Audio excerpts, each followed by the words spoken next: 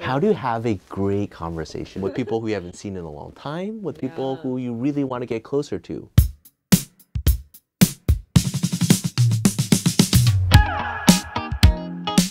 What makes a good conversation in your opinion? When it goes off script, because I think they're really bored, like the conversation, you're like, I know what they're gonna say next, you know. How's the weather? Great. Yeah. How are you? You know, how was your week? But you kind of know. So how was your day? So I think it's fun when it gets interesting and exciting and you don't know what they're gonna say next and you have to think. I guess deeper, but in a good way, because it could be deeper in like a weird way, I guess. You know? Yeah, that could get pretty uncomfortable. Yeah. Did our father, the Sea King, rise from the dead? Pull you aside, so. Yeah, exactly. It's like, no, I don't want to have this conversation with you. Right. Let's say you are having a conversation with somebody and maybe it's just an ordinary conversation, but how do you make it deeper, right? How do you build that bridge? I don't know, I feel like that's a talent for sure. I have this thing called a talking circle. It's just different people that I meet. Yeah. I try to imagine a pie chart of everything that they like to talk about. Some people really like telling stories. If you meet comedians, they're all constantly telling story, one story after the next, and there's a punchline, there's a point, and they laugh and they discuss it. Right before COVID started, we were touring Ireland. Oh, that's fun. Yeah, but we had to leave suddenly because Marty couldn't say Aer Lingus without giggling.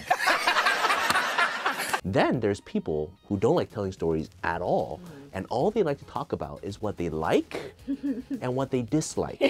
And then they want you to tell them what you like and what you dislike. I don't really like the rain. I don't like sand. Then there's people who only want to know factual and useful things. Where do you get the best deal? How do I get a discount? Where did you get that? Where do you shop? Where are you traveling to? How are you using your points? They want to know useful information. They don't want to talk stories. They don't want to have small talk. And then some people just want to vibe. It doesn't matter what we talk about, as long as we're on the same wavelength, as long as emotions and humor is being exchanged. I think that's how I am. It's so interesting when you kind of break that down and you look at different people, and based on what their talking bubble is, you kind of match that, and then you'll have a great time. What type are you? I'm definitely story. Really? Yeah, I love telling stories, and then I love other people when they tell stories. I love going to stand-up comedies, and I love analysis and argumentation, like premise, conclusion, and then rebuttal. I enjoy that kind of, I could do that for like hours and hours and hours. Likes and dislikes, not really, but sure, I could tell a whole bunch of things I like. I like cabbage, I don't like carrots. I like peas, I don't like porridge. Like, sure, all right, let's go.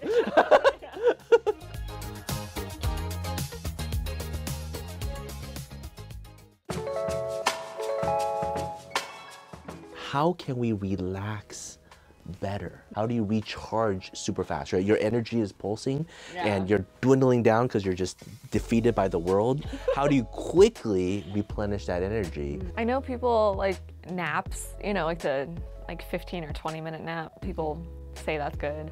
I don't know, I mean, I would say coffee, but that's not really relaxing. That's more like energy. It's interesting because I feel like I don't really do that. It's either I need more energy, so something like coffee or exercising. Exercising, I guess, could relax, but it's also like, okay, I need more energy. Or I can think, like when I think about 8 p.m., then I think about, okay, winding down. So like, okay, no more technology, read a book, light a candle. But that's normally like, okay, I'm going to bed. I don't have like a ton that comes to mind about relaxing to like do more. Yeah. I'm gonna read a poem. There is pleasure in pathless woods. There is rapture in lonely shore. There is society where none intrude, by the deep sea and music in its roar. I love not man the less, but nature more. Lord Byron.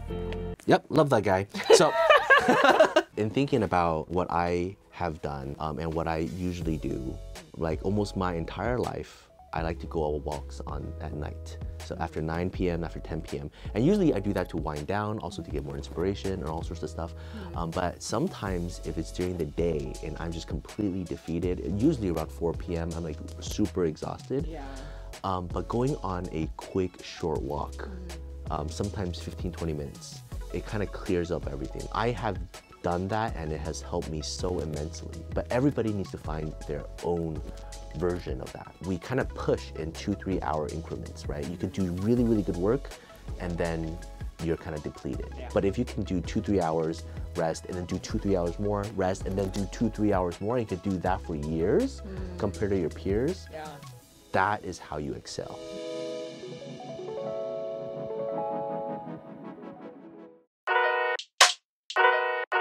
How do you sell yourself? How do you sell is really, really important, but also the vice versa. How do you find a good sales for you? Yeah, I think I think for me, sales just has such a negative connotation that I'm thinking of some people I knew in college, and I'm like, they were salesy. $5,000, 10-year financing, sale ends today. Here's a funny story. When I started as a lawyer, right? One of the managers told me, okay, well, why don't you just try to find some leads? Okay, pick up the phone and call all the businesses around and see if they need legal counsel.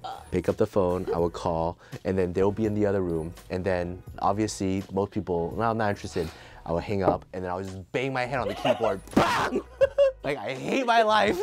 I hate doing sales, but in our profession, we have to learn, and I had read so many books and I learned so many techniques, but ultimately I found out the best way to sell is just to help people, right? To completely identify with them. So let's just take a used car salesman as an example. Every piece of car a man might want or need. This ain't bad. A good used car salesman would really understand what the consumer is looking for. Do you need a family car? What is your budget? What are you looking for? Understanding them as much as possible, and then showing them all the different options and then narrowing it down based on their expertise. When you are selling, whether you're selling yourself for an interview, whether you are selling a product, if you can have the best interest of the other party in mind, let's just take you're trying to land a job, right? Who are you hiring for? Instead of just saying, I am this, I am the best student, I am smart, I know all these things. Instead of selling yourself, well, what are you looking for? Who do you need? Who was the best person that filled this position before me, right? Or before the opening? What do they need? Well, I'm like this and I'm not like this, right? There was this one interview that I saw, like the first thing that sat down, the interviewer asked, what's 3 reasons why we should not hire you, right? What is 3 reasons why we should fire you or not even accept you? We start out with that. Interesting. And the wrong answer to that question is, no, I'm perfect, there's nothing wrong. And even if I'm not good, I will do everything to fix it. That's not the right answer. Everybody has flaws.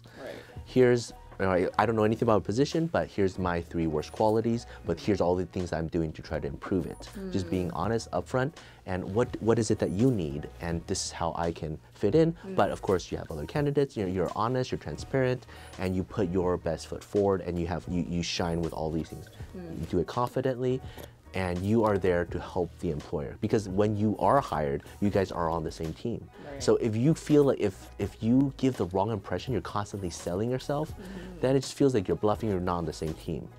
So I think that is the most important thing for sales. A good salesperson is trying to cut through all the noise to help you make a decision, not adding more noise.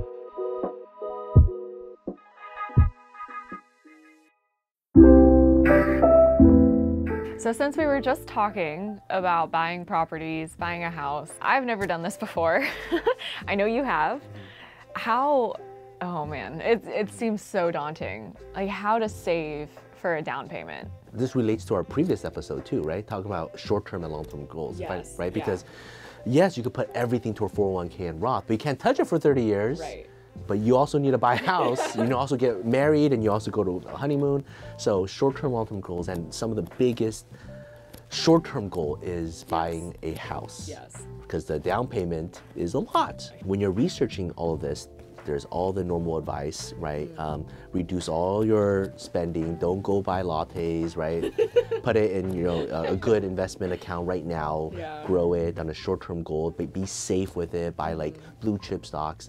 There's all those advice. And then there's On the other hand, there's all these other things with like, oh, you can buy a house with only putting 5% down or 1% down, right? And there's all those strategies. I think the most important thing when you're thinking about the down payment and the house is really understanding the overall game and what to do. And there's so many, and every single time I'm in a transaction myself or I'm helping somebody else do it, I'm learning more and more. The game itself is so vast. If you're purely just saving your paycheck to catch up to pay for the down payment, it's really hard because the housing prices increase by $40,000, $50,000, $60,000 every single year, if not more.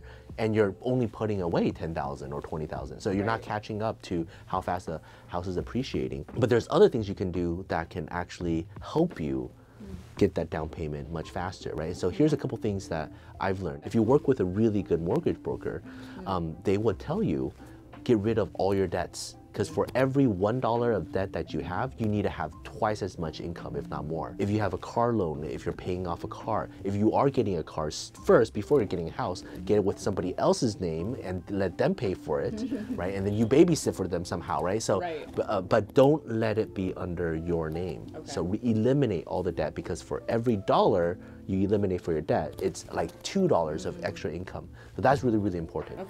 Your assets don't matter as much as your cash flow. So if you have a whole bunch of real estate already, but if they're not giving you any rental cash flow, it's useless. They're not looking at that, right? They don't care about that because that caused a previous crisis. So they just want cash flow. So the more cash flow you have, the better. And so if you have 2 W-2 jobs, or you have 3 W-2 jobs, it's much better than having 1099 or no income where you're writing off everything. So sometimes paying a lot in taxes can help you get that house, and then afterwards, then convert it to 1099, right? And so there's all these things that the people who are loaning you money, what they're looking for.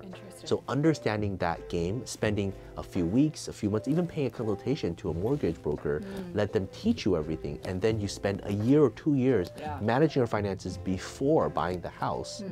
That can do so much. Yeah, so it's not just about how much money you actually have. And then what are you buying and why are you buying it also really matters. Buying something jankier and then fixing it up and then renting it out and then sharing it. Like there's all sorts of things that you can do as you're purchasing it and then explaining how much money you need. So just understanding the game, I want to say it's at least 50%, if not 75% of the down payment. And then the rest of the 25%, that's just the liquid amount. And that's it for season 4, episode 3. 3. Awesome. We have 2 more to go. See you later. Bye. Bye. I've actually tried a lot of different things to improve sleep because I know sleep is so important. It's good for your health. It's good for your skin care. Everything. It's good for your rest to create that energy for you.